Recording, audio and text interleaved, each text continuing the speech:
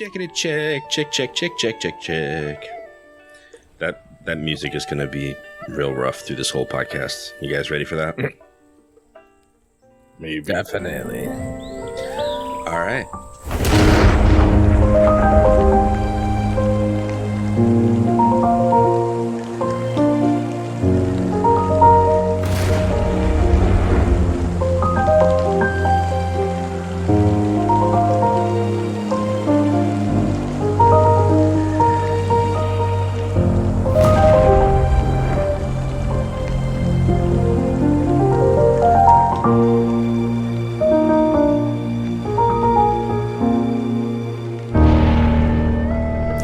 I need to get a Zelda hat.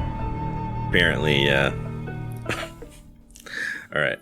Welcome to the A4NB4Y podcast, where we go chapter by chapter through the game. This week, we are covering the Recovered Memories quest, or the Lost Memories quest. We've recovered them all, and we are going to go through them tonight, movie night style. And we're going to just kind of talk over the tracks, talk over the videos, talk to each other about what we remember, and just kind of go through what is the primary mode of telling the story of this game.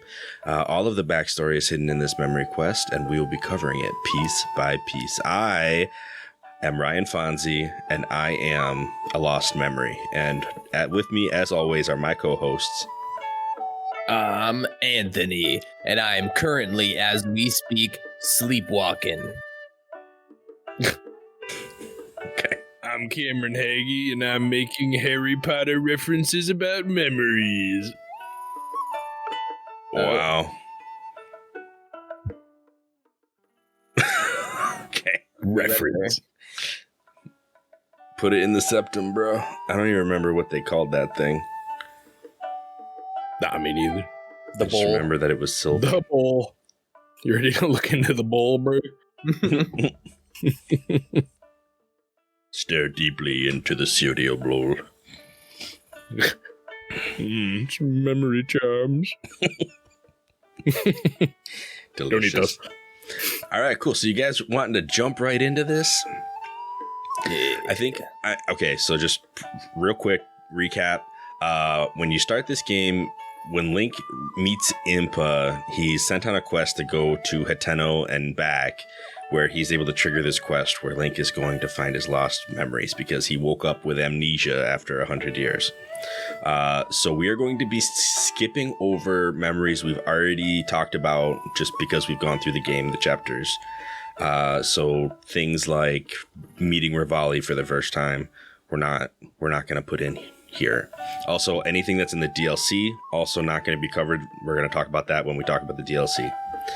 So this is just the 12 memories that are actually included in the Recovered Memories quest itself. Just to avoid repeating all the same information over and over again throughout our season. So yeah, we will switch on over to our memory view. Ooh, the memory view. I know. We're official. It's fancy. The bowl. Bring out the bowl. Here we go. The memory view. And we will get started. You guys ready? There we go. This transition will hopefully go faster the more we do it throughout this podcast. Hero of Hyrule, chosen by the sword that seals the darkness. You have shown unflinching bravery and skill in the face of darkness and adversity, and have proven yourself worthy of the blessings of the goddess Hylia. She seems so bored. Whether skyward bound, Or adrift like in time, or steeped in the glowing embers of unconvinced. twilight, the sacred blade is forever bound to the soul of the hero. We pray for your protection, and we hope that the two of you will grow stronger together as one.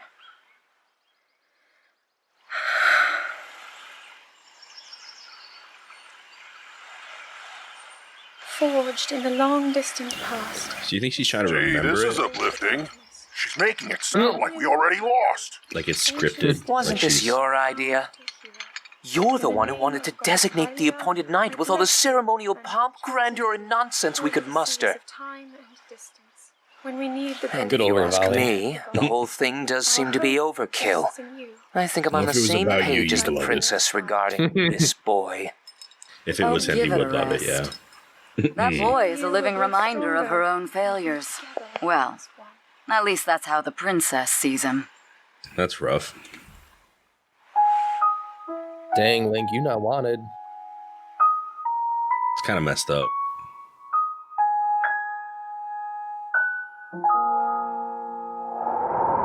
And she'll get over it. She definitely does. Oh, on camera. Here we go. This is the magic of transitioning every time. All right. So immediately we're off to a bad start, right? Terrible. They're going through this ceremony. I mean, it's the name of the memory is literally Subdued Ceremony, and it seems like she's trying to recite some scripted thing, and her heart is clearly not in it.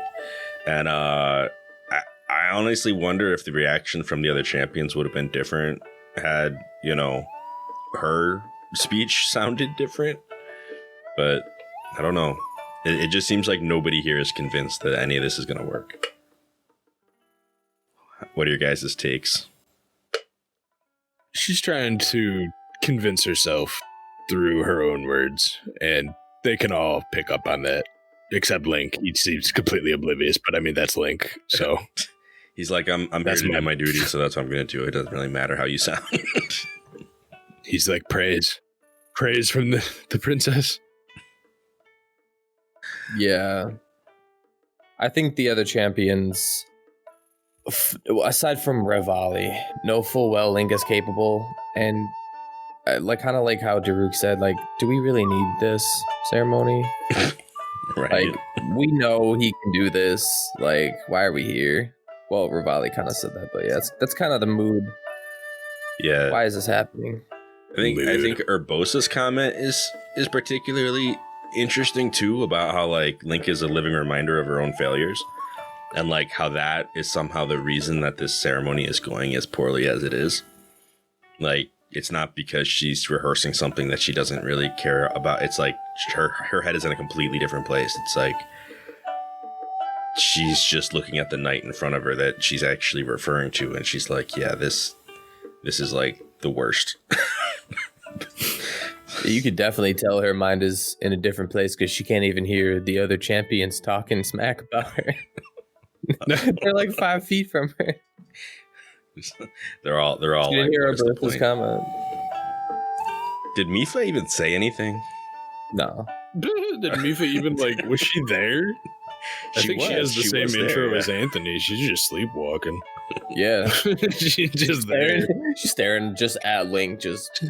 I wish I could have my hand outstretched to Link. All right. So then the next one that we're coming up with is called Resolve and Grief. So I think it's the second one that we haven't actually seen already. Grief. I know. Everything is kind What of... are we, the 5 stages of denial? Good grief. All right. So let's... And bad grief. Let me swap on over to our super special viewing mode. And we will roll the clip once the camera turns back on. All right. Roll the clip. Roll the clip.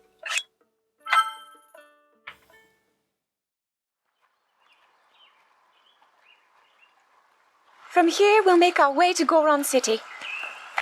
Then, we'll need some adjustments on that divine beast so Daruk can manage it as easily as possible. Okay. He's figured out how to get it to move. However, it's apparent that we still have much more to learn. But to think that divine beast was actually built by people. That means we should be able to understand how it works and how to use it to our advantage. Very logical. These divine beasts. So much we don't know. But if we want to turn back Calamity Ganon, they're our best hope. Okay.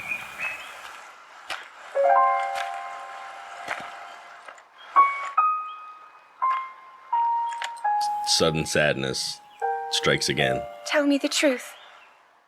How proficient are you right now wielding that sword on your back? Legend says that an ancient voice resonates inside it. Can you hear it yet, hero? Oof. Okay.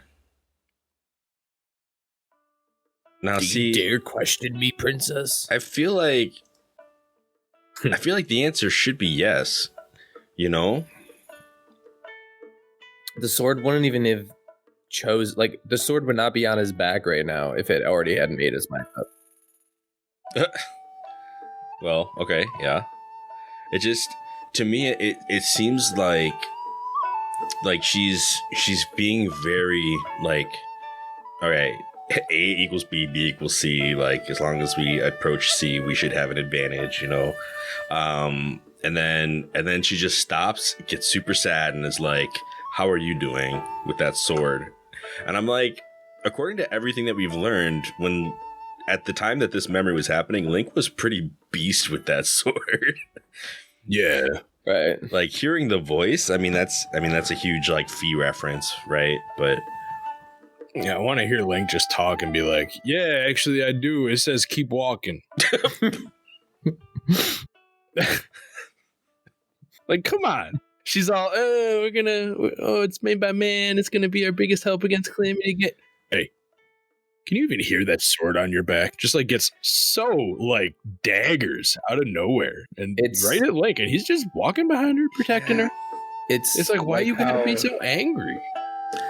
on the Yeah, other, it's like how Fawn said, it's her boss's comment, you know? Yeah.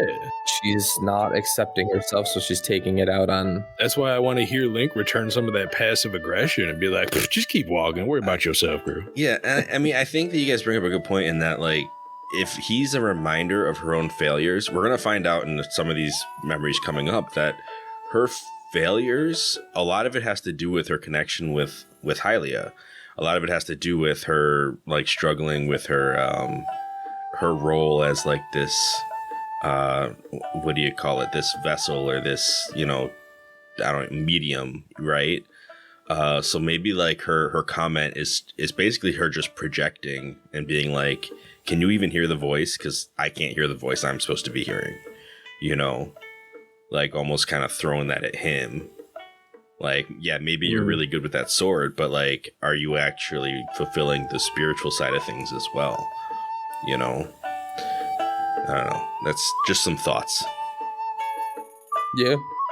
Poor Link is the verbal punching bag in this. A little, yeah, absolutely. It's not great. All right, so the next one, we're skipping over Daruk's Medal because we already talked about that one.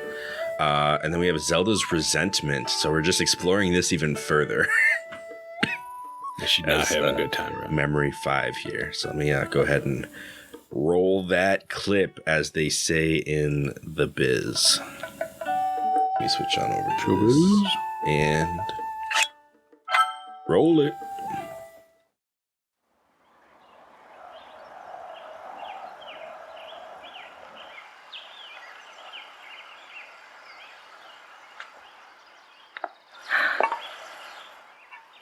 Nothing. Just as I thought. It appears that this structure was designed to be exclusively accessed by the sword's chosen one. But designs can always be worked around. At least I hope. This How frustrates do I get me. inside? I need so to activate much. it somehow. Because she knows who the chosen one's supposed to be. And yet this is, watch how she treats this. She gets mad when he gets here. I thought I made it clear that I'm not in need of an escort. It seems I'm the only one with a mind of my own. I, the person in question, am fine, regardless of the king's orders. His poker face, though. Return to the castle and tell that to my father, please. And then he just keeps following. Lost puppy mode activate. And stop following me! The sass. Right? Like, why you gotta be so rude, though? So like, she says, oh, only the Lord chosen one can activate this shrine, most likely. So if I just give Link this tablet, he could probably activate the shrine and we can find more secrets. Seize Link. You ain't never touching this shrine, fun. Never. Right. Like, oh yeah, we can definitely get into that. I mean, that's at the ancient pillars too. Like all the shrines like popped up out of the ground, right? Were they all activated at the beginning of the game? Like these things weren't all available back then. So she's at this one shrine that's still sticking out of the ground. And she's like, oh, it says the ancient hero could access it, but I'm going to try to work around that instead of just handing the tablet to this dude who just showed up. Like, why? If you want to see the inside, just this was your chance. Just give it to him, have him open it. Both y'all go inside. But no, she's too angry at the fact of Link's existence to even consider that. Like, she's just like, I want to do this on my own. It's not really how if you're supposed to be working with a team to defeat Ganon, why are you doing this? It's just the emotions are definitely taking over here. And it's already assumed in this that she snuck away from the castle and she snuck away from Link, which is why she's so angry that he shows up because, that's her escort. And she's like, I don't need you. That's why I left. Like, all on my own. Nobody, that's why I'm here. Like, go away. So she's already just, without even the video showing you, without the memory even showing you what's happening, she's already like kind of went off on her own when she really wasn't probably supposed to. Yeah, I mean, there's definitely, I'm trying to remember how the character, I think in this game they're supposed to all be aged around 16 or 17. Because I think she turned 17 right before the Calamity strikes. I mean, here's the thing. I don't want to have this whole like memory quest be a bashing session for Zelda, but at the same time, like these first few memories are making it really hard to like enjoy her character. Like you kind of watch this and you're like, everything is just angry, sad, or in between. Like just everything. And the only hint that there's something there to be, I don't know, compassionate about, or be, I guess, what's the word, sympathetic about, is still that comment from Urbosa about how like she's just constantly reminded of failure, Yeah. But I think it's fine to just kind of see her as like the petulant person that she's being a little bit right now, because I would harken back to one of the best characters in all of Zelda, Groose. Starts out as just this insufferable guy, but you want to know what that insufferableness actually means? It means that there's that much more room for character development and for growth to become like a really good character that you can relate to. So she's right now in the, oh my gosh, this chick? This? Really? But that's because she's going to work up to be who she ultimately ends up at the end of the game, which is like Zelda. Yeah. And I think, we're going to definitely see some development. Unfortunately, I mean, we know that this is a tragic story based on on the fact that we have to wake up 100 years later. So it's probably going to get worse before it gets better. So just buckle in, I guess.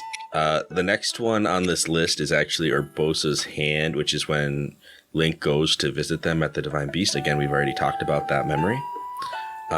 So we're going to go over to Blades of the Yiga.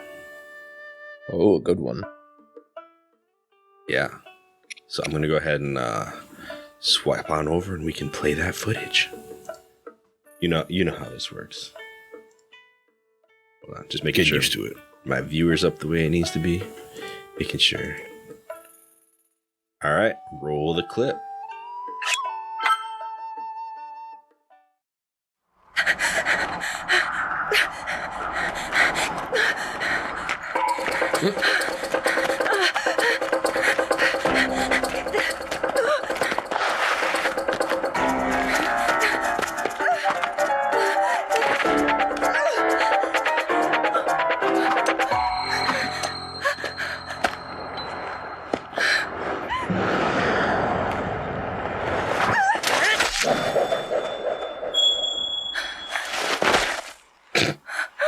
Link just killed a man.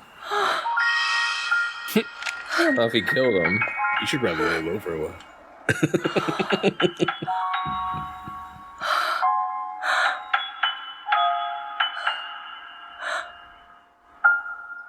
So many thoughts. So that was awfully short. Hold on. Always gotta switch back to my other. Well, out of the memories we've seen so far, this is the first one where Zelda sees Link, so to speak. Mm-hmm. Yeah. I mean, I think one of the things that it's kind of pointing out is just like why he was assigned this position in the first place, right? Like, I know that in the future we're gonna hear. I mean, like we know from the scene with Urbosa before that she's been coming to the desert to kind of get away from everything, and that includes Link.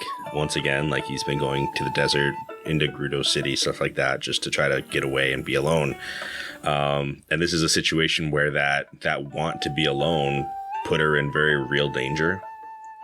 And then the fact that Link kind of comes out and just does the hero thing. I think for her, it's just realizing, okay, this is necessary regardless of how it makes me feel. You know, like as much as he is this reminder, also like aside from that, like this is a necessity. This is like a real, like he's actually very capable. You know, it's his germ. Yeah. So yeah, I don't know. It's a short thing. I don't have a ton to say. I'm just wondering like what's going through her mind when she sees that, because she's like, you know, inches from being sliced to pieces with a bunch of right. Like they were like why they have a 3-point attack going on. Chased her down the middle of the desert and everything. Coordinated, that's for sure. Yeah. The one you get that backed up, that was young Koga. young Koga. Because he straight up, he just destroyed one and the other two ran away, right? That's before he became the gym leader in Fuchsia City, right? Way before that time. Now I'm just imagining Koga in Pokemon having a conversation with you about how he left the clan. They chased me down. That's where the well family. Goes. What? The well that he gets knocked down at, it leads to the Pokemon world, and he becomes a gym leader.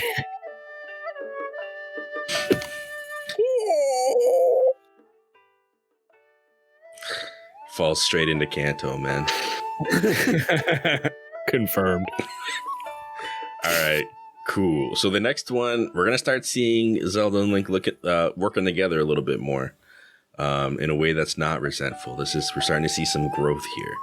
So it's called a premonition, and I will. Even if it's just a millimeter of growth, we have it. Yeah. Ready? We're gonna roll that footage. This is one of my favorites. It's crazy. It's a craziness. Starts out real. That doesn't look too bad, actually. You're fine for now. But you know, there's a fine line between courage and recklessness. As brave as you are, that does not make you immortal. It seems that not only is the frequency of these types of attacks on the rise, but the scale of beasts we are facing is intensifying as well. I fear that this is an omen which portends the return of Calamity Ganon. And if that's the case, I'm ready to expect the worst. We'll need to make preparations as soon as possible.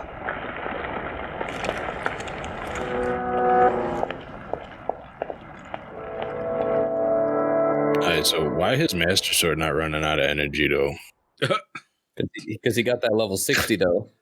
Wow. Don't matter. He went through the sword trials. It's like 4 silver Lionels on the ground right there. That's crazy. Yeah. Link has no fear. Yeah, my dude had like Calamity Link. a little scratch on his hand, and Zelda's like, "Oh, that wound's not too bad," and Link's like, "Are you kidding me?" It's just down. Do you see these guys? 4 Lionels. He did the boomerang trick Pretty good. with the Master Sword. No, I mean, what stands out to me, I mean, aside from the field of bokoblins and Lionels and just all manner of dead minions, the voice. I mean, Zelda is talking about everything that's happening, and I mean, aside from, you know, telling him not to be reckless, she's talking about how the attacks are growing and whatnot. But it's the most genuine that I think that we've heard Zelda speak so far. Because like even before, like either it was like this sad thing, this anger thing, or the best we got was like this super calculated, like, okay, we do this, we do this, we do this, and we should be in a good spot. Like very, very strategic planning kind of voice. Like it wasn't. It's like she was thinking out loud about like an equation. It wasn't really her just talking to somebody. It was the first time she actually believed in what she was saying. Yeah, she wasn't. There was no mask in this scene. Like there was nothing. There was nothing in the way of just like her actual character here. raw emotion. I think raw emotion probably describes a few of the other scenes a little better, but yeah, no, I mean, I think good controlled emotion, not being controlled by her emotions.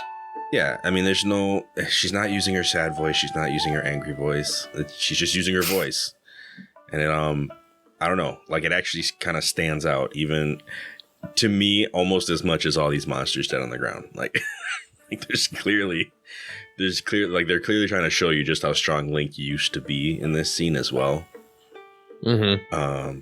And to like, it almost gives you hope, like that maybe they could have won this war. You know, based on what you're seeing, it's like, oh my goodness, maybe they have everything they need. Well, you know, if it wasn't for those divine beasts that are going to be so much help, and it wasn't for those guardians that were so much help, then maybe they could have won the war. Because those things didn't really end up helping much. Except, I mean, they helped Ganon a lot. Right. A lot.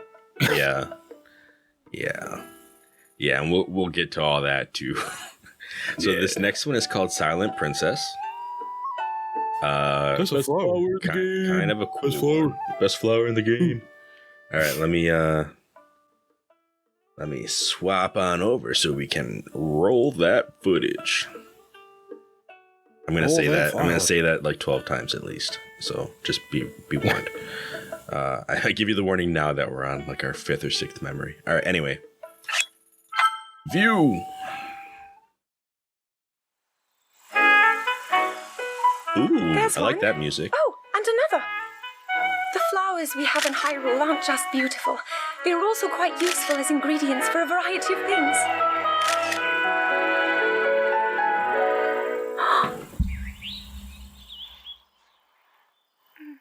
This one here is called the Silent Princess.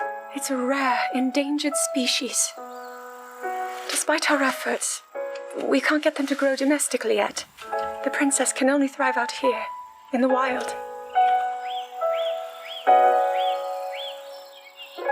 All that we can hope is that the species will be strong enough to prosper on its own.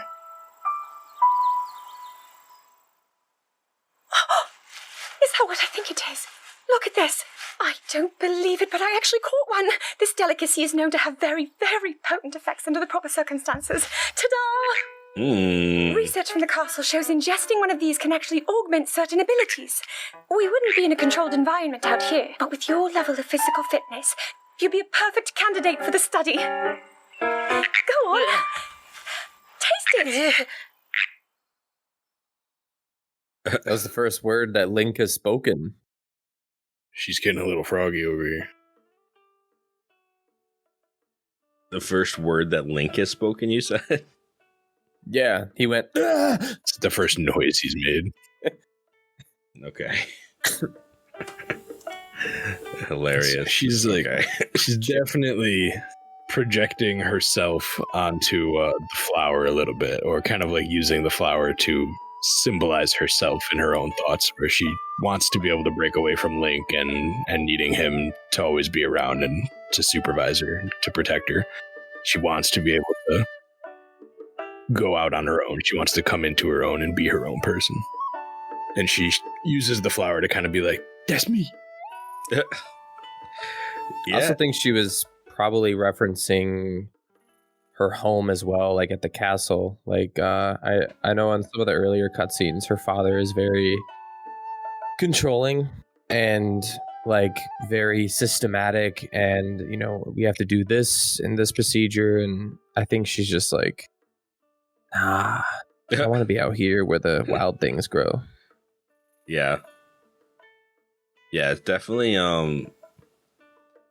it definitely, I mean, she goes through the whole thing. I mean, I think like it absolutely is a very obvious metaphor for her character in the game. I mean, like even in the beginning she was trying to get away, and it was kind of for this, like she's at a point where she's trying to rebel against this whole like, I need to be at the castle all the time, I need to be researching, I need to be, you know, doing some spiritual training. I need to be out in the wild, right? Like I need to be out here on my own, learning things on my own and what have you. I can't be domesticated. And it's funny because Link is actually part of the key to that whole process.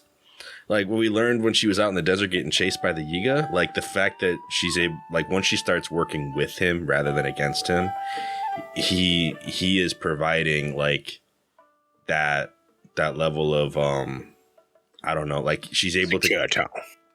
You say security? Yeah. Yeah. I mean, he's definitely providing a level of security. I was trying to think of a different word to describe. Like, I think he's providing a level of freedom for her. Yeah. Like she has the ability to be free out in Hyrule while having him as protection, and so like she can do the research she wants to. Yeah. Without the threat of like telling him to lick frogs. Yeah. And from what we understand about like Link's character, he in no way ever tries to like tell Zelda what she needs to do or anything. Like, you know, he's just always just. He can't.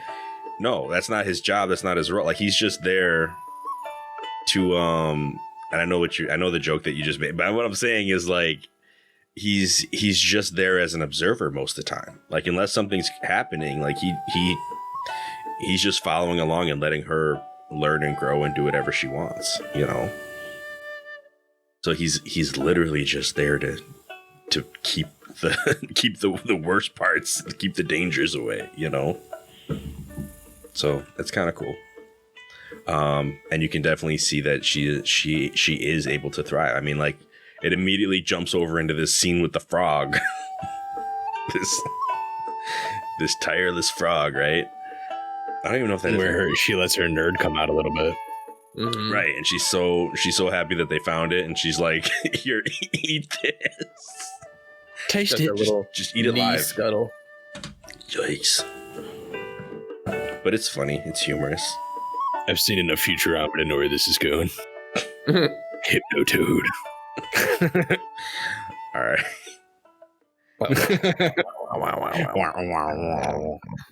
All right, so after this is the Mipha's touch memory, which again we've seen. This is Fonzie here. What's up? Your lights are looking a little hypnotoady right now in the reflection. Oh of your my, glasses. yeah. All right. So yeah, Mipha's touch we've already gone over. That was in one of our first Divine Beasts. You know, clearly we did the Divine Beasts in the wrong order according to these memories, but that's okay. Yeah. And then after that is called Shelter from the Storm, which I think is going to be our next guy. And this one, you'll see a little more vulnerability come on out as well. So let me go ahead and roll that footage.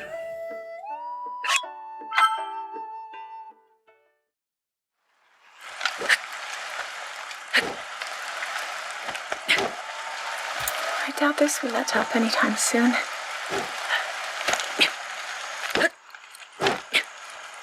Your path seems to mirror your father's. You've dedicated yourself to becoming a knight as well.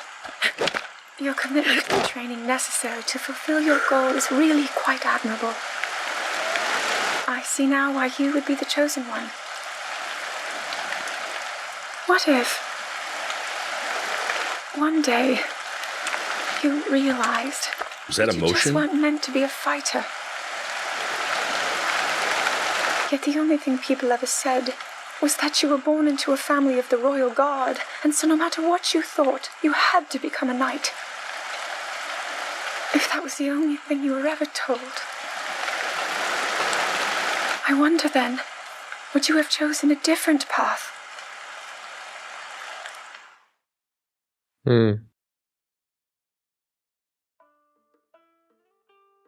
Don't know.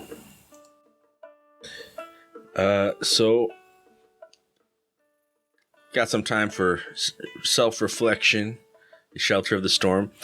Sorry, when I said in the middle of that, like, was that emotion? It was funny because when she starts asking him a question, it's like the only expression we've really seen where he's like talking to me, like he like turned around, like he was kind of surprised that she would be like addressing him with a question.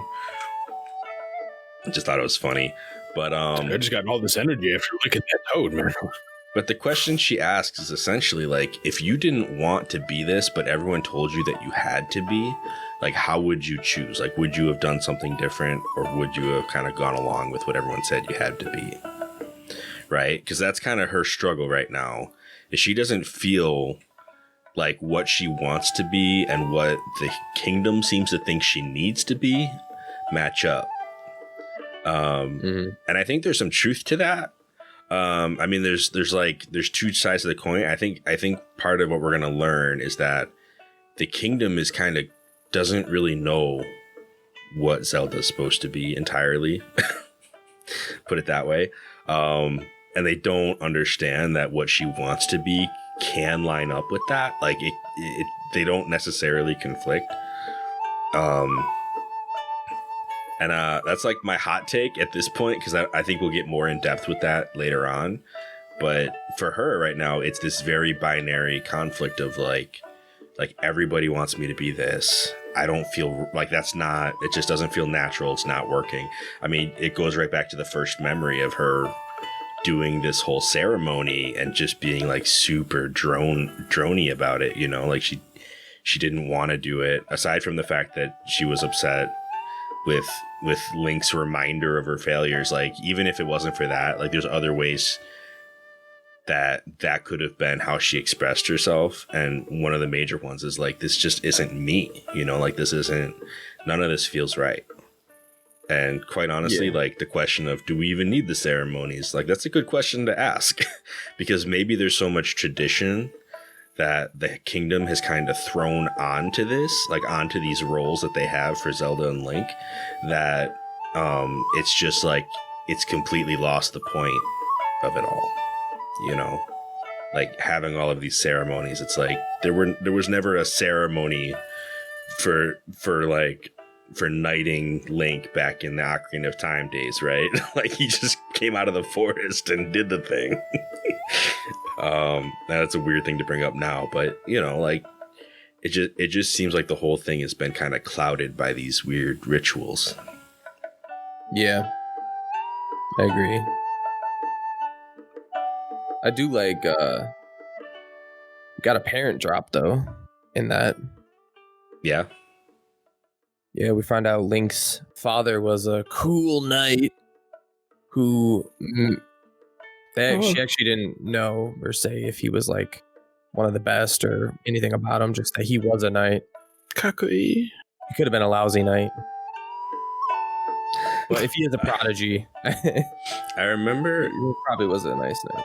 I once saw a tweet that talked about Link having a father and a sister. And the whole thing was based on in the Creating a Champion book, but only in the Japanese version. There was like this little piece of concept art on the back, like inside the back cover of like a family picture with Link, an older dude who kind of looks like Master Smith from Minish Cap, and a sister who kind of resembles Aryll a little bit, but you know, maybe a little bit older. And you know, it was just concept art. Like, it never became part of the actual story. It was never kind of brought into canon. I mean, the fact that he has a father who was also a knight, like that tracks.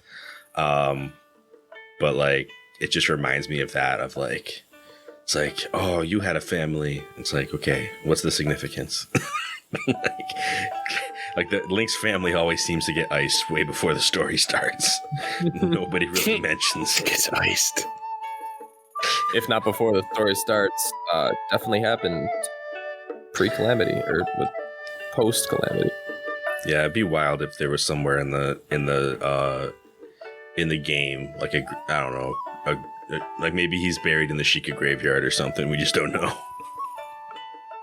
I think just what I want to add to this would be, I guess, confidence in that even though Link has all of these things being shoved on him by everybody, you have to be this, you have to do this. Link doesn't, I mean, he doesn't talk, but it seems like he doesn't let that force him down into a specific shape. Like if everybody's going, you got to be a square, here's a square shape right there.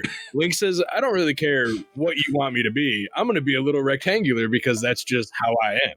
Mm-hmm. But like Zelda doesn't have the confidence yet to say, I will be everything you want me to be, but I'm going to do it in my own way. She still feels like she's being forced to be the exact thing that she needs to be, even though there is some room. Like everybody has individuality, and that's everybody can be what they need to be, but you can still be yourself while being that thing. Link seems to fit right into that and understands that and doesn't have an issue with that whatsoever. But Zelda right now is very much so struggling with the concept of keeping her own individuality while also being what she needs to be. Yeah. I think that's something that, like, this is gonna sound really weird and like kind of dumb, but it's more of just a personal example. I mean, just even like working like at the, you know, at just taking it from my own life, right? Like the job that I work, I deal with a bunch of different departments within the company that I'm at, right?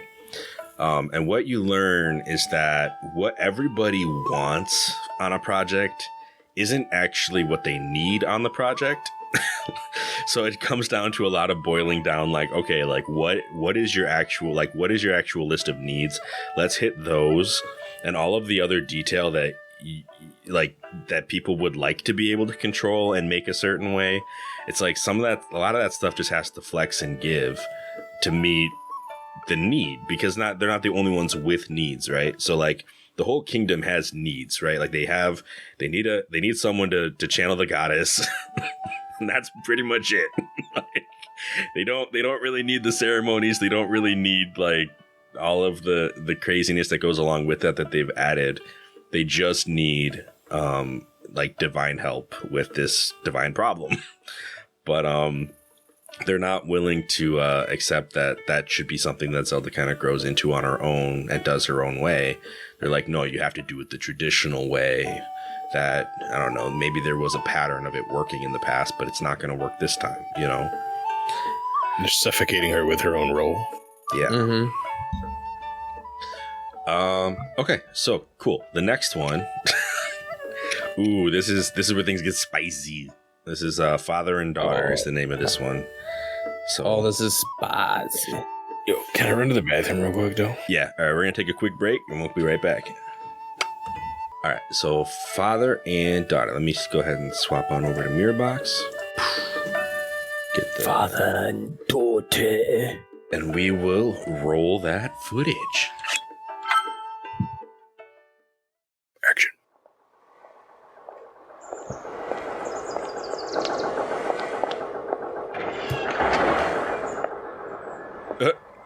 She's so happy to see that thing. She's watching a sunset or something. Incredible. We're at a point now where we can actually control them. At the current rate, we'll soon know all we need to know about the Guardians and the Divine Beasts. And should Ganon ever show itself again, we'll be well positioned to defend ourselves. What are you doing out here, Zelda?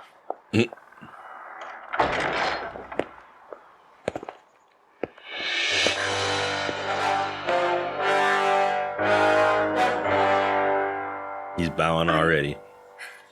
I was assessing the results of the experiment with the Guardians. These pieces of ancient technology could be quite useful against... I know that. They are essential to Hyrule's future, and our research demands that we keep a close eye on them. However, as the princess, you currently have a crucial unfulfilled responsibility to your kingdom. let me ask you once more. When will you stop treating this as some sort of childish game? I'm doing everything I can. I'll have you know that I just recently returned from the Spring of Courage, where I offered every ounce of my prayers to the goddess. And now you are here wasting your time. You need to be dedicating every moment you have to your training. You must be single-minded in unlocking the power that will seal Calamity Ganon away. I already am. Don't you see? There's nothing more I can do. My hope is that you'll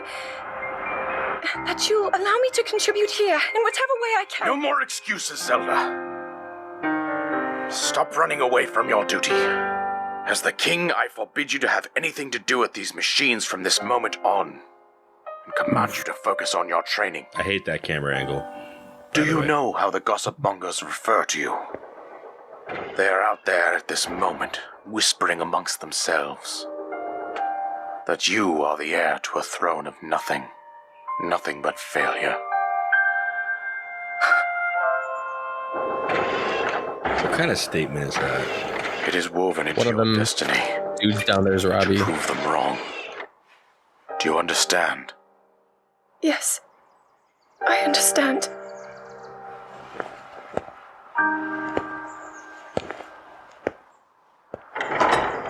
Talk about failing at a role. My man doesn't know how to be a dad to save his life.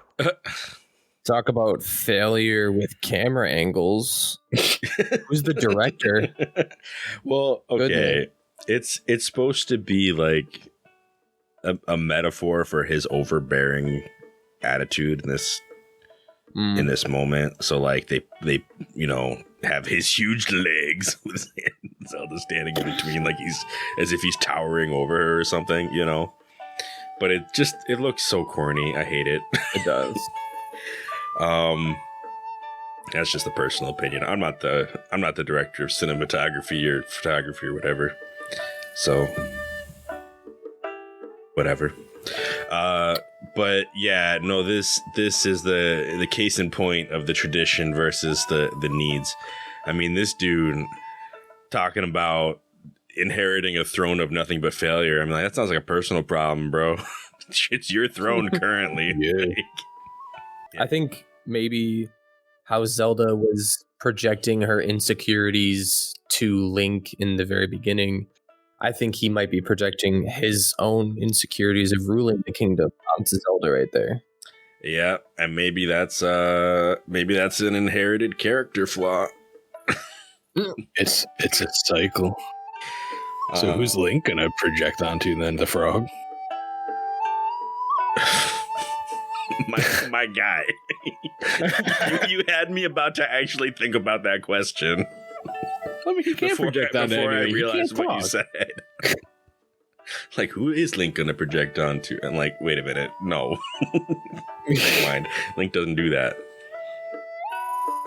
So yeah, no, this was overly harsh and overbearing, and like he's kind of blind to the fact that, I mean, we know the Guardians turn, right? Like they turn towards Ganon.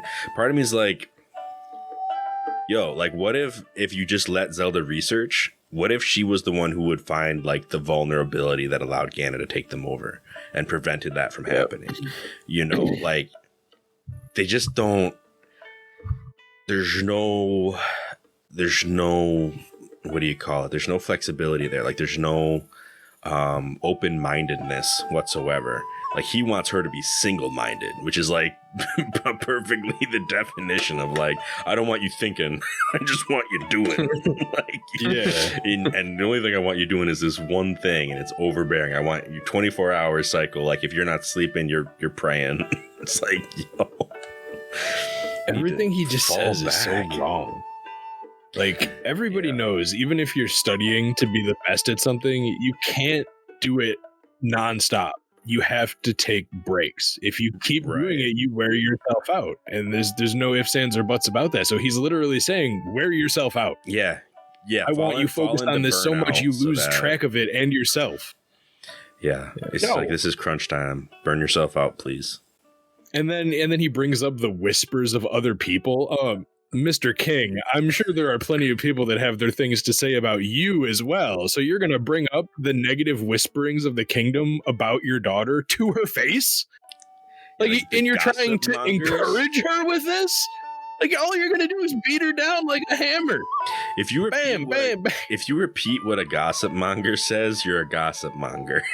Just throw that out there. Like, why? Everything why he are says you in this is participating wrong, in in my the opinion. gossip? No, it's completely wrong.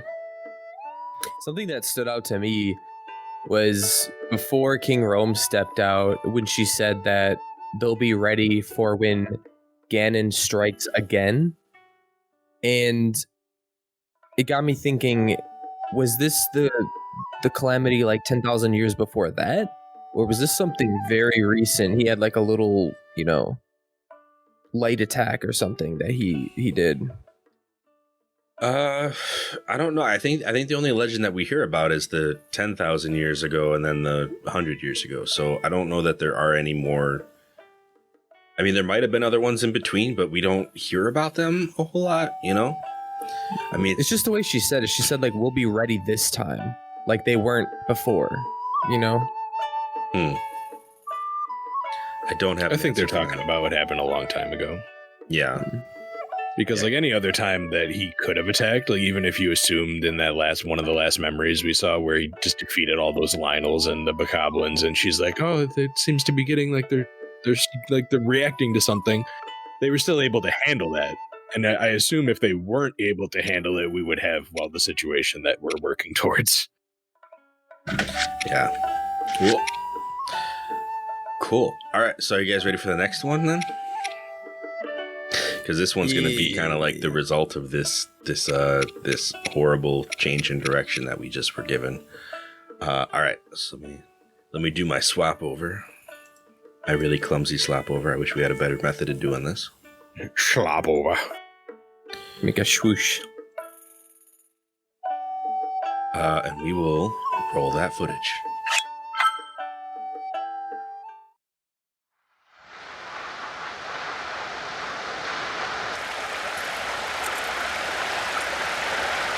I come seeking help regarding this power that has been handed down over time. Prayer will awaken my power to seal Ganon away. Or so I've been told all my life. And yet, Grandmother heard them. The voices from the spirit realm. And Mother said her own power would develop within me. But I don't hear or feel anything. Father has told me time and time again. He always says, quit wasting your time playing at being a scholar. Yikes. Curse you. I've spent every day of my life dedicated to praying. I've pleaded to the spirits tied to the ancient gods. And still the holy powers have proven deaf to my devotion. Please, just tell me. What is it? What's wrong with me? Oh, the pain. All right. I know what's going on. Yeah? At least my take on it. So, if she would have went to the spring, was that the Courage? Spring of Courage? Or is it Power? I don't remember exactly. That's the Spring of Power that she's at right there. All right. So if she would have went to the Spring of Power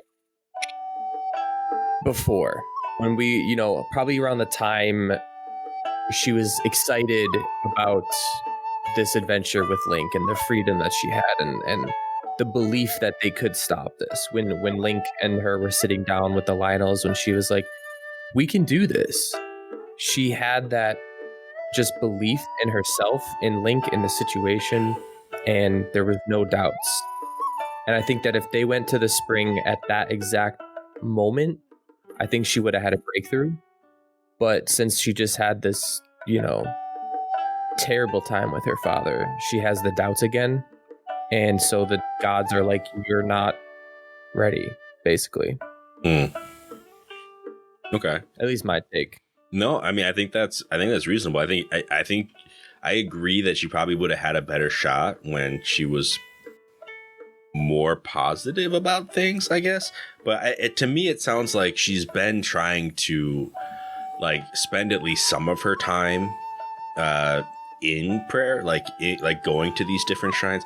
I don't know if this was the first one that she went to. I mean, and in terms of actually going to the spring, it almost seems like going to these springs is like her last, like most extreme measure to try to get this to work. Excuse me.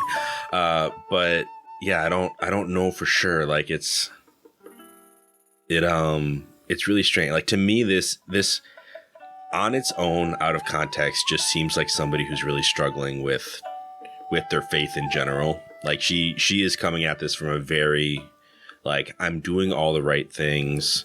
Why am I not getting the right results? But it's very much about the ritual. It's very much about the do's, and it's not about the actual like spirituality of it. And I think like that kind of goes along with what you're saying. Like when she had this more positive attitude, when she was like had hope, right?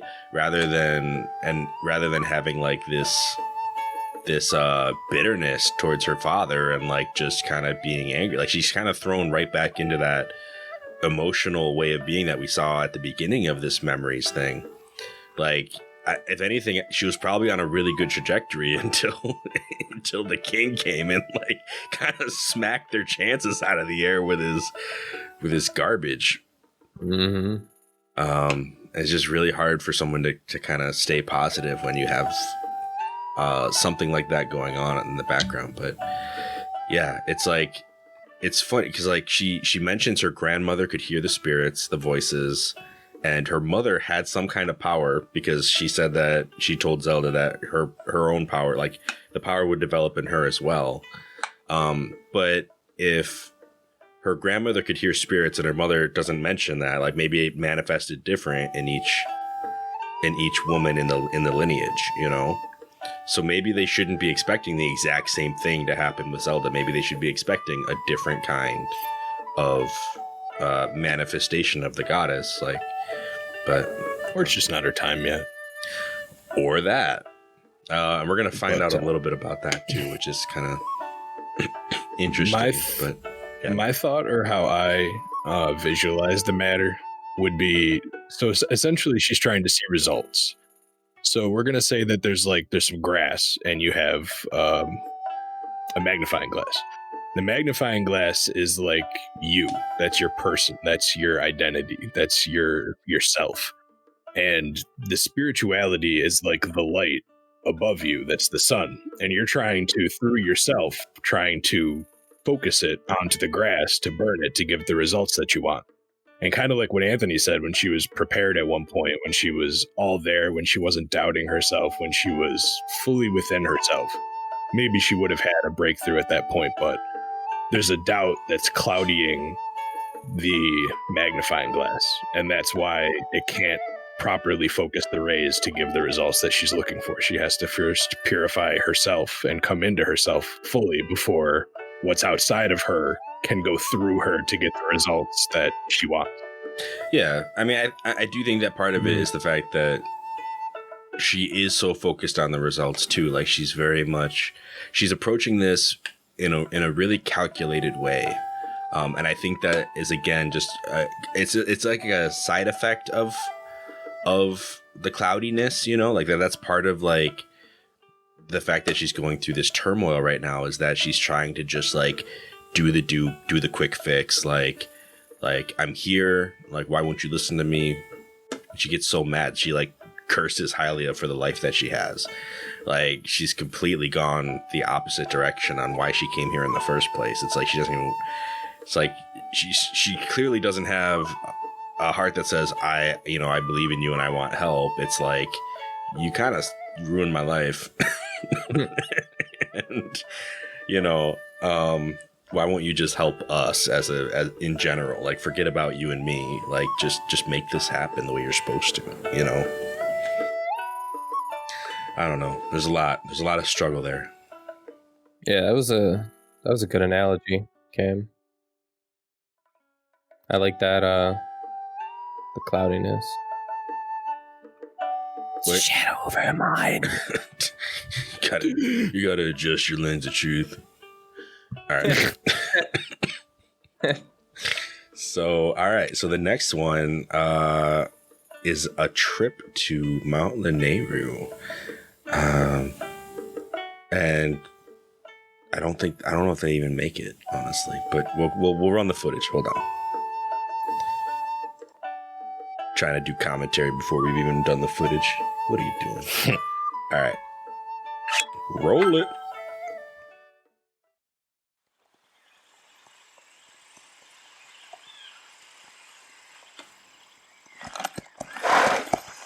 Be sure to take the time to soothe your mount.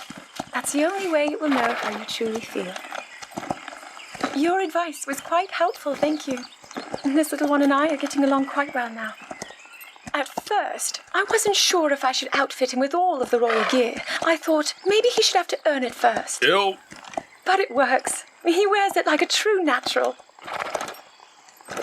I'm trying to be a bit more empathetic. Benefit of the doubt, you know?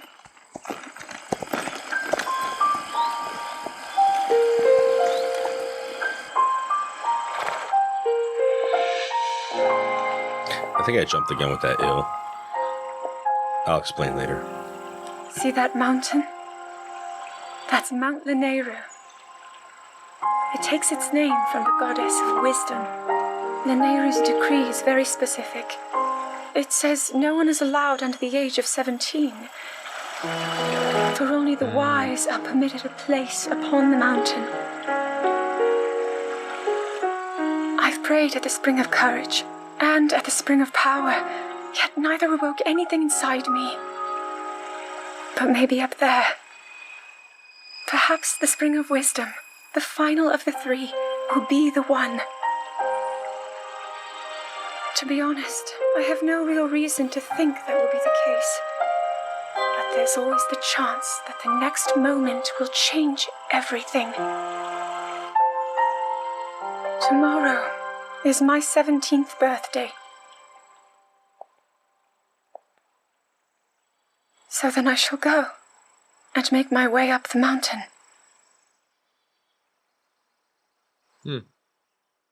Okay. Go she shall.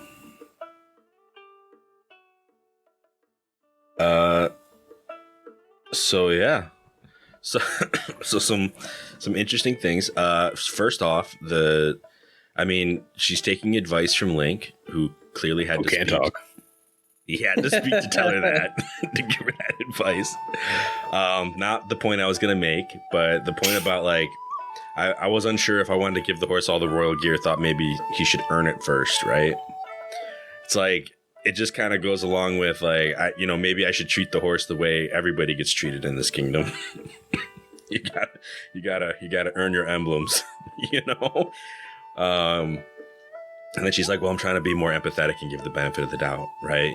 Like, it's just it's kind of a clear statement about how she's been, I don't know, I think it's cool. It's showing that, not only is there character development, but she's actively, thinking about it. She's actively, I'm trying to be more empathetic. I see this in myself, and I want to grow in this area, and, understand that not everything has to be won with some great labor.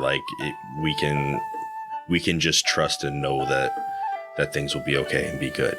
So, and it also kind of seems like she's trying to get away from her dad's influence again in this, where he needs to see the results from her to the point where he's pushing her to her breaking point and kind of clouding the glass, as I said before. He's putting doubt in her where she doesn't need it, and if he would just back off, she might just be fine and not be having any of these issues. And she's trying to give other things, like you said, the space that her dad's not giving her, instead of taking it out on Link like she was in the beginning, because it's happened to her, and kind of that cycle of hatred, cycle of abuse, whatever you want to say. She's trying to break that within herself, and she realizes that she needs to. So it's showing that she's trying. There's that character development. She's trying to work against some generational trauma. Yeah. Some parental trauma. Yeah. So then so then we get this bit about Mount Lanayru and how she's been to 2 of the 3 springs so far, but she's very specifically not allowed to go to this last one until she's 17, because only someone who is wise is allowed to go there. Yeah, because everyone's for sure wise at 17. Well, listen. Sometimes you gotta speak to your audience, man, and Yeah. you know, Target demographic. target demographic, them wise 17-year-olds. No, but quite honestly, like, somebody posed this question on, again, going back to the Awful Bird app. Somebody kind of asked this question, posed it. It was like, hey, like, why 17? Like, why is it just an arbitrary number that was picked? My first thought was like, maybe it's an Ocarina of Time thing. Like, Link couldn't be the hero until he was 17. Which led to an entire discussion about how the developers on Ocarina of Time weren't really sure what age Link was going to be. In different interviews, different numbers have been thrown around. Like, he was supposed to age up to 20, which was like, I'm like, there's no way he was 13 when he was Kid Link. But, you know, I've always seen him as 10 to 17. Like, that's just always been my understanding of it. But I guess different developers had different ideas about how old he actually was, because it's never stated in game. So that's still kind of like, to me, that fits, that feels right. But then again, I'm a huge Ocarina of Time nerd. So what do I, that's like my favorite game. So of course I would put everything back into that scope. So maybe that has nothing to do with it. Maybe it's just like, maybe they did just pick arbitrarily. Like, this is generally internationally considered like a good milestone towards adulthood. You know, I know that in the country that we live in, TV like kind of has specific age rulings for like 14, 17, 18, which is really silly, but 17 is kind of a big step. I don't know. But anyway, there's an age limit on this mountain. And she's kind of looking forward to this day when she can make it up the mountain, but at the same time, she's kind of like, she's got this very concerned, almost like, not dread, but like, you can tell that she seems to have like an understanding that hitting that age and going to that spring is somehow like, it could be the ultimate failure. Like, it could be like her last thing that she has to try, and she's just not sure that it's going to work, because nothing else has worked. So she's like, it's almost time for me to do this last thing. And you can just tell that she still has her doubts, even though the rest of her statement sounded really hopeful. So yeah, you guys have any more thoughts on that stuff?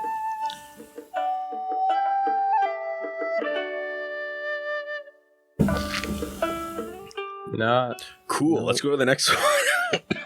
Sorry, I was distracted. I was reading. I was trying to find like things that were significant about just Being age 17. 17. Oh, okay, yeah. And Personally, I don't think so. And I think the coolest thing I found in what I was just kind of going through was that it's called Plutarch's Moralia. It's an Egyptian legend of Osiris's life. Basically, the age 17th on the 17th of a month is basically what the Pythagoreans call the barrier. Is when you get past 17, it's when the full moon of your life is over and your eye opens up. Kinda. Like, Zelda's eyes. No, that's all I could find. I thought it was cool, but nothing to do with Zelda. Some mythological background on age 17. Nice. Okay. Yeah. It's interesting if nothing else. All right, cool. Happy third eye opening day. There you go. So the next one is called The Return of Calamity Ganon. If that is a spoiler, I'm sorry. It's going to be up on the screen in just a minute. So, All right, let's roll it.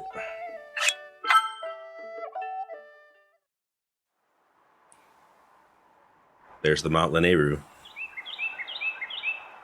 There's the archway. It already looks destroyed. I would have thought that 100 years ago it might have looked a little better, but I guess that's like a more of a 100,000-year-old structure. Well, don't keep us in suspense. How'd everything go up there on the mountain?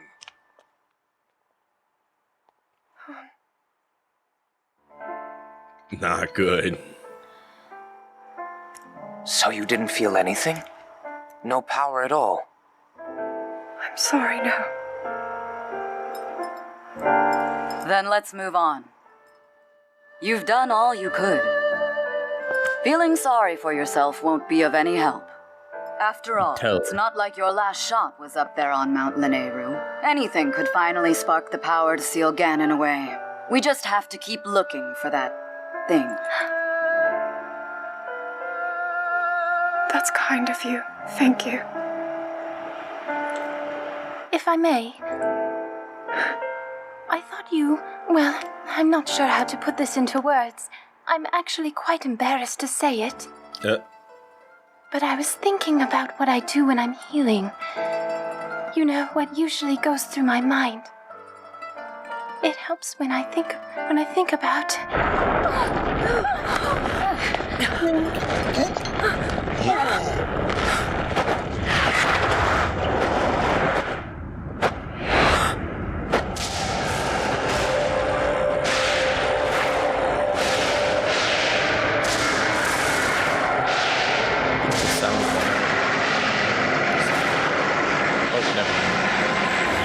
Here. This is it, then. Are you sure? Positive. It's awake. Ganon. Trial by fire now. Let's stop wasting time. We're gonna need everything we got to take that thing down. Now, Luke is familiar with champions, trial by to fire. your divine beasts, show that swirling swine who's boss. Link will need to meet Ganon head-on when we attack. This needs to be a unified assault. Little guy, you get to Hyrule Castle.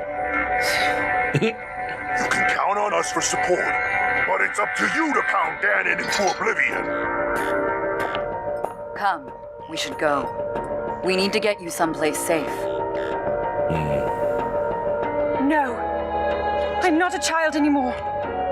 I may not be much use on the battlefield. Okay. But there must be something I can do to help.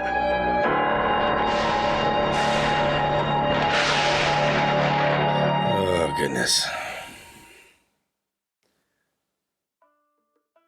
Okay. Pretty So, solid cutscene. Pretty solid cutscene. I mean, this is where everything's kind of... This is where the real test begins, right? The heart starts pumping.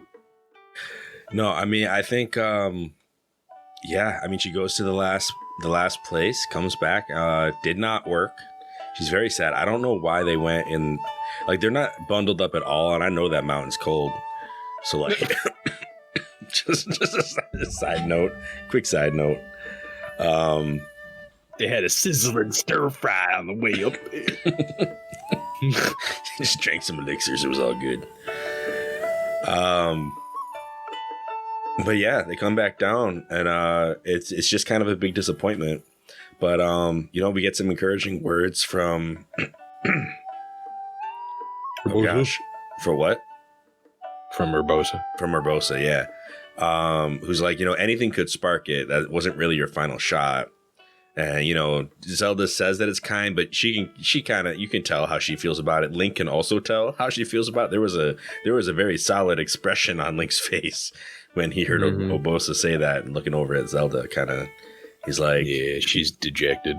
Like he knew that wasn't going to be like that helpful of a statement. And then Mipha starts to kind of chip in on what helps her with her power. And it's very heavily implied that she thinks about the boy she had a crush on when she's healing. And who knows why that would help. Maybe there's like a, you know, spike of some positive emotions, some positive feelings that kind of helps with the spirit of healing. But just an interesting thing to kind of throw in right at the wire, because then the castle breaks loose, and we see Ganon in his full piggy cloud kind of flying around. Daruk, Papa Daruk, swirling swine, jumps right into action, giving up a pep talk about how we're gonna go show that swirling swine who's boss. But has the whole game plan, even though everybody knows the game plan. He's like, hey, like, okay, now's the time to act, not the time to stand and like gawk at this thing. Like, we need to get going and do this thing. To which Urbosa's like, let's get you somewhere safe, Zelda. And Zelda's like, no, I'm not a child anymore. Stands out to me because it's like your 17th birthday. And I'm wondering if that's where that came from, of like, I've reached highly in adulthood, like as a 17-year-old, like I get to make my own decisions now. I don't know, just kind of a funny, just stands out to me. Funnily enough, she's kind of being a little childish in that she's holding up the entire group at that moment to go, I'm not a kid anymore. I can help. I can do it. And everyone's like, oh, we should probably be moving right now. Like big guy there said, but instead we're all just sitting here like, oh, what do we do with the girl that needs to feel important right now? She should have just went on her way and maybe thought about it to herself while she was going. That would have been the mature thing to do because everyone's needed to be doing the thing right now. But she kind of stops everybody, which shows that she is still a little immature. Well, I mean, she definitely did have to voice that she wasn't going to go with Urbosa, but to make the big show of like, I'm not a kid anymore, like maybe that's a little overkill. I think, but I mean, if she was that mature, I think this scene would have played out where everybody kind of split up, like, and everyone split up. And then as she's walking away, she kind of like says to Urbosa, like, I'm not a kid anymore. There must be something more I can do. But instead she spoke out and kind of delayed the entire group is how I see it. And that was kind of not really, I don't know. That's just what I see when I watch. I mean, I think, okay, kind of stepping outside the scene here. I think that this is just for dramatic effect. I mean, I think that the only reason that she did that wasn't to really show her character. You know, that was more of like a storytelling decision. Like everybody's on the same page with this idea. Like everybody heard it. Everybody knows now how she feels. I don't think it's that. I mean, she delayed them maybe 20 seconds. I don't think. Every second counts. Every second That's counts. The piggy of doom up there. That's the doom piggy. With your childish like sermons over here. I'm not saying that it shows that she hasn't changed or matured as a person whatsoever. I'm saying that to me that still shows that there's a little room for improvement. Oh yeah, I mean, one day, come on, she was 16 yesterday. Like, birthdays don't actually mean all that much. I don't know if it's everything, buddy. If y'all disagree with that, but yeah. All right.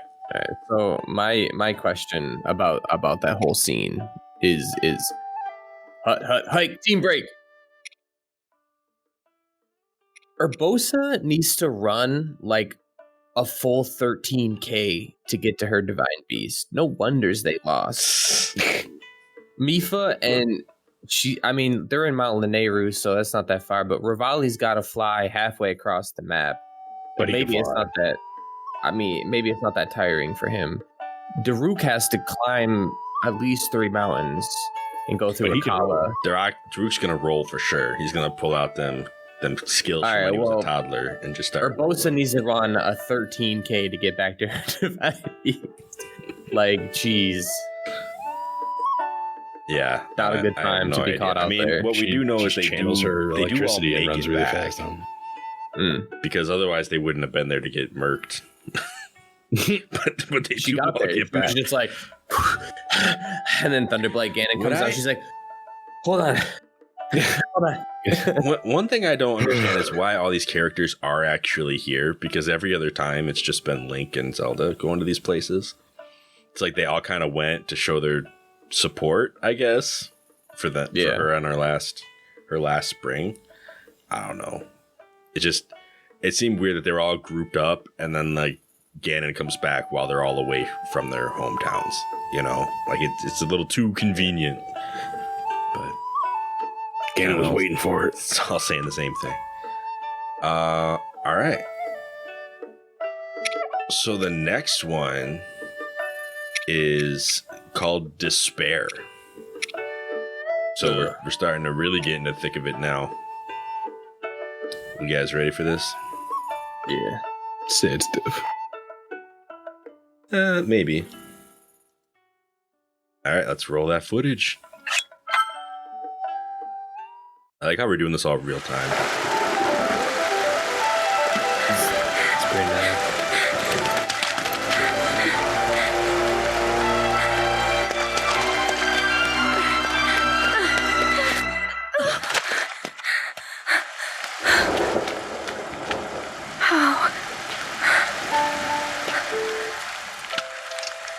How did it come to this? The divine beasts, the guardians, they've all turned against us. It was Calamity Ganon. It turned them all against us. And everyone, Mifa, Urbosa, Rivali, and Daruk, they're all trapped inside those things. It's all my fault. Our only hope for defeating Ganon is lost, all because I couldn't harness this cursed power. Everything I've done up until now, it was all for nothing. So I really am just a failure. All my friends, the entire kingdom, my father most of all. I tried and I failed them all. Did she just say her father most of all? I left them all to die. Yep.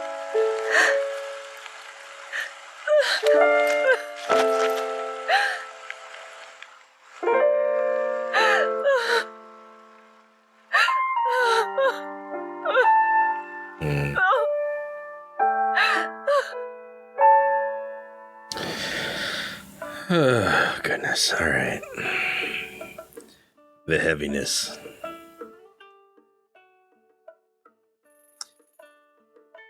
Sucks when stuff don't work out. Yeah. So I mean, clearly she's blaming herself for everything right now. Which, I mean, isn't a very helpful attitude in this moment. Not to be critical, but I mean, what I'm saying is like, she's kind of beating herself up more than she needs to. Like she tried a lot and she's just kind of like, I'm such a failure. I mean, I think a lot of this shows just how much weight was put on her by the people around her. And I mean, like, even that statement of like, I failed everyone, she names everybody and then says, especially my father, which is rough because, like, as we've seen, he was the hardest on her and he was already pretty much calling her a failure before any of this happened. And it kind of shows that she still has that pain. Like, she still kind of carries that with her. Like, she has not gotten over. And I mean, how could you in the short amount of time she's had? Like, she has not gotten over just She's 17 now. I know she's 17, but like clearly the pain from her 16th year still affecting her, and it's like, yeah, no, she's just, I mean, even Link is here like, yo, like we're kind of in this together and there's nothing we can do about what just happened.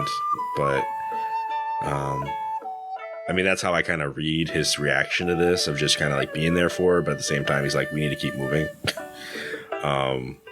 She's just like really going through it, having to I don't know, because right now it doesn't say where they're headed, but from what we know, they're kind of making their way towards Hateno, and they're in a forest, like somewhere south of the kingdom, like south of the castle town, like along the river. So I mean, I don't know if that's important, but you can just feel it. Like this is named despair, and accurately so. Like she had to take a moment just to like let out this despair that she has about this whole situation and how she puts it all on herself. I think for me, what would have made this scene more powerful was if they added some more emotion to Link's like demeanor at the end there when she fell. I think if like his eyes kind of like deepened, like, you know, like a determined face, like he was like, you know, I'm gonna go out doing what I can, or even just a tear, like one tear. One tear. I think it would have Tears of the Kingdom, man. I think it would have added a lot more power to the scene, just to have like something from Link. Cam, what does the podcast think about this one? She's angry at Calamity Ganon right now, taking it out on me.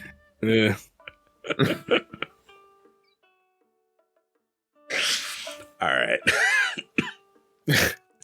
Yeah, I think a little bit more responsiveness from Link would have been helpful. I mean, we always go through how like he's one of those silent heroes that we're supposed to kind of project ourselves onto. So whatever we're feeling is what, he's supposed to be available to also be feeling that. So that's why they usually give him the poker face, so that you can just imagine, okay, he's feeling this, but he just isn't showing it because he's Link,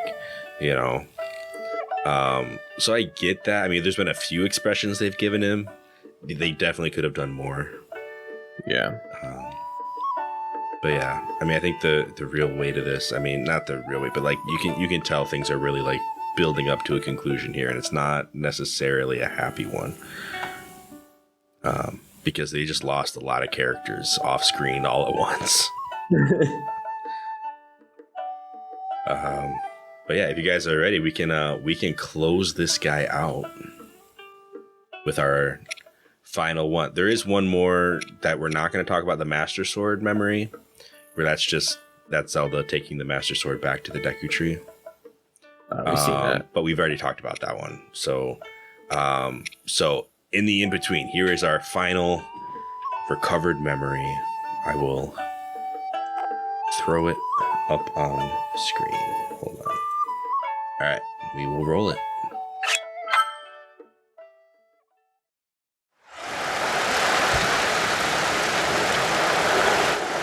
So this is them outside of Fort Ateno in the Black Tree Plain.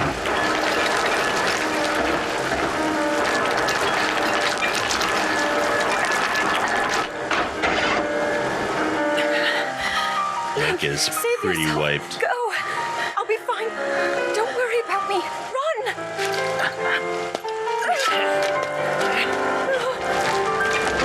He can barely stand.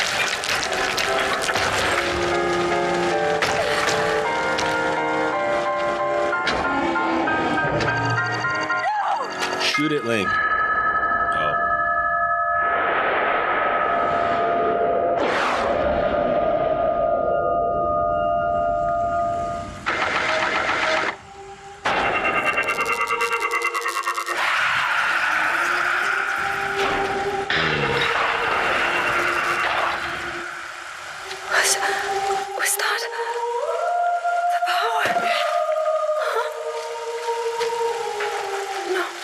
You guys hear that Zelda's lullaby going on? Link, get up!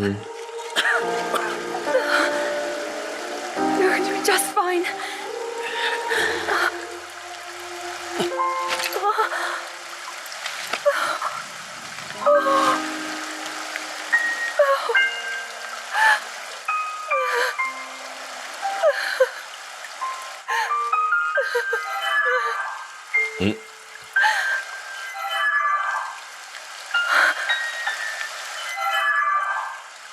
Sword.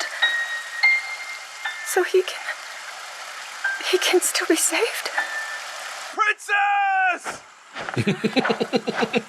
Sorry, the way he yells that. Princess, are you all right? Take Link to the Shrine of Resurrection. If you don't get him there immediately, we are going to lose him forever. Is that clear? So make haste and go. His life is now in your hands.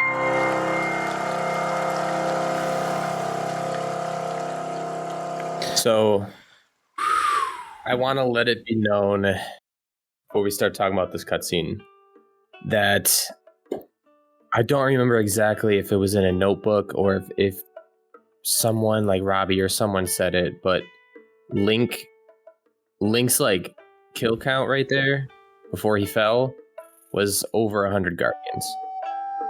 Yeah, Robbie does talk about that, about how Link just kind of cleaned house with them Guardians before over 100 Guardians in Black Cherry Plains. Can you imagine fighting 100 Guardians? Like if it was like gameplay. Yeah, like no wonder he couldn't stand anymore. He was just exhausted from the sheer marathon of it. It's really funny how they make that point of like he's not weaker than Guardians. Like don't be fooled. Like that's not the problem here. The problem is he's done way too much. And he's just like wiped. But yeah, a lot of things happen in a very short amount of time with this one. So like we saw, like Link is exhausted. He's about to get shot by a guardian when suddenly the power of Hylia awakens within Zelda. And what's the trigger? If not desperation? It definitely seems like just because of the sheer need, for this to happen, has caused this intervention to happen at this moment. Like, she's so attached to Link, more so than, as far as we know, anyone else in Hyrule at this point.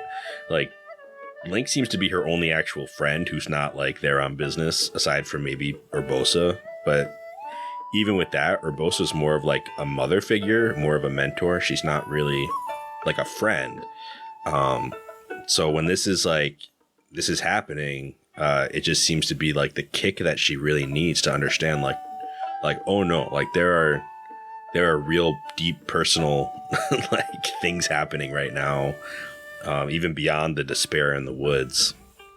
And suddenly like this power kind of gets triggered within her. One cool thing about that is that not only does it deactivate the guardians, but it seems to clean them of their malice. Like, you see like the red smoke kind of pop out of each one as it goes down. And then they're able to kind of address some other lines of business, namely Link is getting transported to the Shrine of Resurrection. Also, Zelda had that moment with the sword where literally like sound effects ripped from Skyward Sword were kind of used to imply that Fee is there, still talking to her the same way Hylia and Fee would have had communication before. And I mean, we got a little bit of that from the Master Sword memory that we talked about before as well. But it just kind of points back to that. It just seems like everything, not just the Triforce power that she uses, but also the abilities, such as the ability to hear the ancient voice in the sword, is coming to her now. Now she can hear the ancient spirits, So lot of cool things. Also, she takes charge when those two Sheikah come up there. Like, she actually starts giving some directives and like starts, she's like delegating some tasks. Like, she's very much coming into her being the way that, the Legend of Zelda being the title of the game would imply. Like, she is becoming herself. So it's a really cool scene. I think desperation is definitely the key word. And that not only is Link probably the person that she's closest to, but she's essentially just lost everybody else. Yeah. Her mother figure, her literal father, everybody else that was there giving her encouragement are all gone right now. She's just, to her, she might never see them again, ever. And Link is literally like the last thing of her life that she can cling to. And it's about to be taken away. Yeah. Huge moment. One thing that I've also seen, just a little bit more trivia, just to kind of add on to this situation, is that when Link is collapsing, and she says like, you're going to be all right, right before he kind of goes out for real. I guess in just about every other language this game has been translated to or from, like even in the Japanese, like she the phrase that she says in that moment is "please don't die." Like, it's very much more realistic to what's happening than to kind of reassure him that he's going to be okay. And it's just like, it's so heavy because like that's kind of what's happening. Like, he's going down. Like, he's exhausted. Like, he's beyond the point of, he's given everything. He literally left it all on the field. Like, my dude stood up one last time and expended the last of his energy doing so. Just complete and utter expense of himself. So, just an interesting thing. Apparently that got censored in America. Don't know why. There's a lot of other death in this game. It seems really weird for her to not be able to say "please don't die" in that moment. But I think it fits a little bit better with how she's feeling and how that showing that desperation as well. So So this is, I mean, that's the story, y'all. Like, that's the story mainly of Zelda, of Link and Zelda's relationship. We've seen the other ones kind of as we've taken on Divine Beasts and whatnot, but it's kind of funny that the whole Lost Memories really focuses on Link and Zelda and kind of their relationship specific. So, I don't know. I mean, I actually like doing the landscape puzzle thing. I mean, the first time doing it, I think I was probably a little more frustrated. This time is like, I had a good idea of where everything was already, so it was a little bit nicer to go through. But also the rapid fire, like seeing them all just kind of in order, not like you see one and then do like a whole exploration, then see another. Like with everything fresh, it kind of shows you the whole story a little bit better. So that's kind of why I wanted to do this, movie night format, so that we could actually look at the story as a whole. And I think it helps because I think even early on, or I don't know if it was last season or the transition episode, somebody made the joke that like Zelda was just kind of beefing it the whole time. Like she was just terrible, like this whole game. And I'm like, yeah, but she does grow. Like she starts out in a really bad place and she kind of has to grow into this character, which is really cool. I mean, all the best stories I feel like include some kind of change or character growth. So Groose, kind of like with Groose. Groose was a little different, but I think once you see the whole thing together, it actually tells a really cool story about these two characters and their relationship going through what is essentially the build up to this whole thing. We see the Ocarina of Time Zelda basically already is aware of her powers. She already is trained in the arts of Sheikah. She's already aware that she can do Goddess Hylia's power, the Golden Light and Nehru's love, and Link is the one who has no clue what he's doing at all. And then like to do the flip side, this is the exact opposite of that. And it's cool to see kind of that side. Yeah. Where Link is just the complete I got nothing. I got nothing to replace that. The complete package. the whole package. Getting caboodle. Yeah. No, it's definitely cool. I think seeing them in order helps a lot too. Yeah, for sure. Because before it was definitely just like, I'm running around. Oh, look, a glowy spot. Oh, cool, that happened. Right? But like seeing it all always in order either. You just kind of like wing it, and sometimes you just happen upon them randomly, and it makes it really confusing. But yeah, and I'm excited because when we get to the Champions Ballad episodes, which are coming up next, we'll actually see a little bit more of this story as well as some more of the like the individual champion stories. So with this context in mind, it'll really help us out with those, I think. So but yeah, those will be our next set of episodes. So if you guys don't mind, I think we've had a great time tonight doing this movie night, but I think it's time to close it out. Agreed. All right, so thank you all for listening. This has been our episode of A for No, B for Yes. Yeah, that was our Lost Memories quest. Next few episodes we'll be conquering the Champions Ballad. We haven't determined our pathing through that yet, but I'm sure we will as a group, and we might even post up about it when we get there. But yeah, hope you all enjoyed listening, and we will catch you on the next episode. If you want to reach out to us, you can do that through our social links. We always link our website in the description, so you can catch us there. So join us next time for A for No, B for Yes. Audience, did you get all that? No? Okay.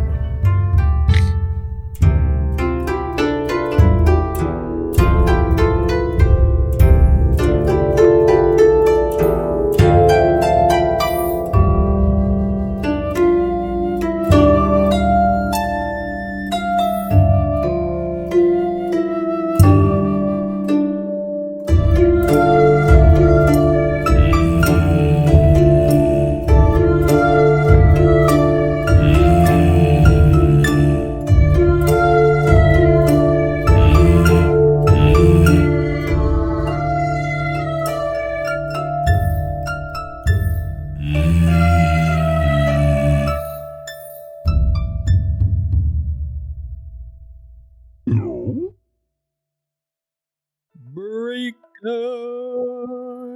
I'm not actually going to stop the recording. I'm just going to let it run. Nap time. You know, I think this is good. I'm excited to see our analysis of this trailer, and then, well, not this trailer, I'm sorry. This analysis of this, like, video that we're doing with Zelda and Link, and then I want to see how their relationship grows in Tears of the Kingdom from this game. Yeah. See, like, you know, it's nice to see where they came from, where Zelda came from. And then kind of like to see their relationship is like really close from what we've seen in the trailers of Tears of the Kingdom. So I'm excited to see how that works. Yeah. I'm wondering, because I mean, it seems like just, and we'll see when we get to the end of this one, that they're able to work together a lot better.